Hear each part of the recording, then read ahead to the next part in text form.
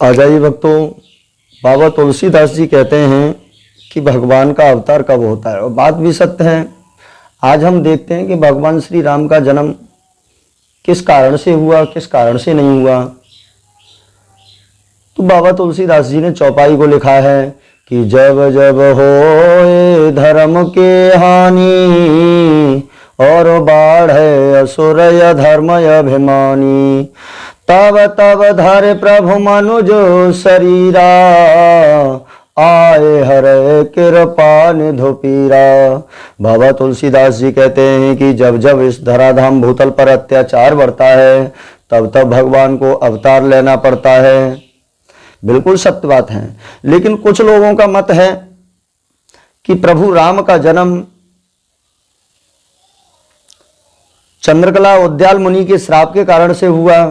लेकिन चौपाई को अगर देखा जाए तो जब जब इस धराधाम भूतल पर अत्याचार बढ़ता है, तब तब भगवान को अवतार लेना पड़ता है। भगवान श्री राम के जन्म के कई एक कारण हैं। मैंने तो देखा, बताया भी पूज्य गुरुदेव ने, और ग्रंथ में से भी चौपाई के अनुसार वाल्मीकि रामायण व तुलसीकृत रामायण से प्रमाण मिला है कि भगवान श्री राम का जन्म केवल राक्षसों के विनाश के लिए हुआ। एक बार ऐसा हुआ, कारण दूसरा भी है कि जब प्रभु श्री राम का जन्म हुआ, तो कहने का मतलब मेरा ये है कि उनका जो वनवास हुआ तो वो 14 वर्ष का ही क्यों हुआ। 13 का भी हो सकता था, 11 का भी हो सकता था, और 12 का भी हो सकता था।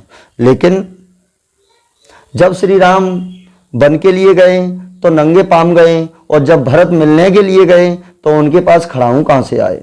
सोचने की बात है। तो शंका ना करें, बाबा तुलसीदास जी का क्लियर शब्द है कि जब जब होए धर्म के हानि, बाढ़ है असुर अधर्म अभिमानी, तब तब धर प्रभु विविध शरीरा, आए हरे सज्जन भव पीरा। जब जब इस धराधाम भूतल पर अत्याचार बढ़ जाता है, तब तब भगवान को अवतार लेना ही पड़ता है। आइए गौर करते हैं। प्रमाण तो कुछ ऐसा मिला कि एक बार ऋषि लोगों पर जब ज्यादा ही अत्याचार होने लगा, राक्षस प्राकट हो गए हैं, राक्षसों ने जन्म ले लिया है, राक्षस ऋषि लोगों को सताने लगे, तो सभी देवताओं ने मिलकर के, ऋषि लोगों ने मिलकर के, देवताओं ने मिलकर के भगवान से प्रार्थना की है कि प्रभु अवतार लो। इधर ऋषि लोग महाराज दशरथ के पास पहुंच जाते हैं, कहने लगे महाराज राक्षस हमें यज्ञ नहीं करने देते, अरे आप तो शब्दवेदी राजा हैं, आप हमारे साथ चलिए, हमारा यज्ञ सफल करवाइए। तो महाराज दशरथ अपना बाण लेकर के और चले हैं। उसी समय जब उस वन में पहुंचे हैं, दंडक वन की तरफ जब पहुंचे हैं, तो महाराज दशरथ ने जैसे ही राक्षसों की चिंकारी को सुना है और अपने बाण को ही चढ़ाया है, तब तक वो मायावी राक्षसनी प्रकट हो गई जिसका नाम ताड़का था, और कहने लगी महाराज व्यर्थ में अपने बाणों को निस्वार्थ मत करो, आप मुझे वचन दीजिएगा।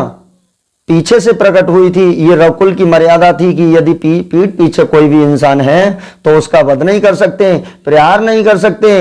बाबा तुलसीदास जी लिखते हैं कि रघुकुल री तो सदा चली आई, प्राण जाए पर वचन न जाई। ये रघुकुल की मर्यादा थी। महाराज दशरथ कहने लगे कहो क्या वचन लेना है तुम्हें। तो ताड़का ने कहा कि महाराज यदि मैं बाद में बताऊंगी कि मेरी मृत्यु कैसे है और राक्षसों का वध कैसे है, पहले मुझे वचन दीजिएगा। महाराज दशरथ कहने लगे जाओ, तुम जो वचन मांगोगे वो मैंने दिया। तरवाचा हो गए। उसके बाद में उस मायावी ताड़का ने बताया कि तुम्हारे महाराज जो बड़ा पुत्र होगा, और वैदिक के अनुसार उनका नाम श्री राम होगा, एक ही नहीं बल्कि 4 पुत्र होंगे। राम और लक्ष्मण गुरु विश्वामित्र जी के साथ जब जाएंगे आजमगढ़ की तरफ, तो सर्वप्रथम मेरा और सुबाहु का वध होगा, केवल उन्हीं के बाण से वध होगा। कारण ये है कि मेरे जो खड़ाऊ हैं, और उन्हें 14 वर्ष का वनवास होगा, मेरे जो खड़ाऊ हैं वो तुम्हारी अयोध्या पे 14 वर्ष राज करेंगे। बोलो मंजूर है। तो महाराज दशरथ ने वचन दे दिया था। महाराज दशरथ कहने लगे ठीक है, मंजूर है। तो इस कारण से मर्यादा पुरुषोत्तम श्री राम का जन्म हुआ। और वैसे भी बाबा तुलसीदास जी ने गलत नहीं लिखा। चौपाई जो मैं पहले बोल चुका हूं, जब जब हो धर्म की हानि, तो उसके मत के अनुसार बिल्कुल सत्य है। और रामचरितमानस व तुलसीकृत रामायण से भी यही प्रसंग हमें मिला है, जो कि मैं कृष्ण ज्ञान गंगा के माध्यम से, हमारा यूट्यूब चैनल जो कृष्ण ज्ञान गंगा है, उसके माध्यम से मैं आप लोगों की दिन प्रतिदिन हमारे ज्ञानवर्धक व सत्संग से मिलते जुलते हुए, रामायण से मिलते जुलते हुए और शंकाओं का समाधान प्रत्येक नए नए वीडियो आपके लिए सुनने के लिए मिलेंगे। तो हमारे चैनल को लाइक करें, सब्सक्राइब करें, कमेंट करें, और किसी भी समस्या का समाधान है तो आप हमें नीचे लिंक को भेज सकते हैं और संपर्क कर सकते हैं। जय श्री राधे, जय श्री कृष्ण। इसी से श्री राम का जन्म हुआ था और 14 वर्ष का जो वनवास था, वही ताड़का के चरण खड़ाऊ थे जो 14 वर्ष अयोध्या पे राज किया। बोलिए सतगुरुदेव भगवान की जय।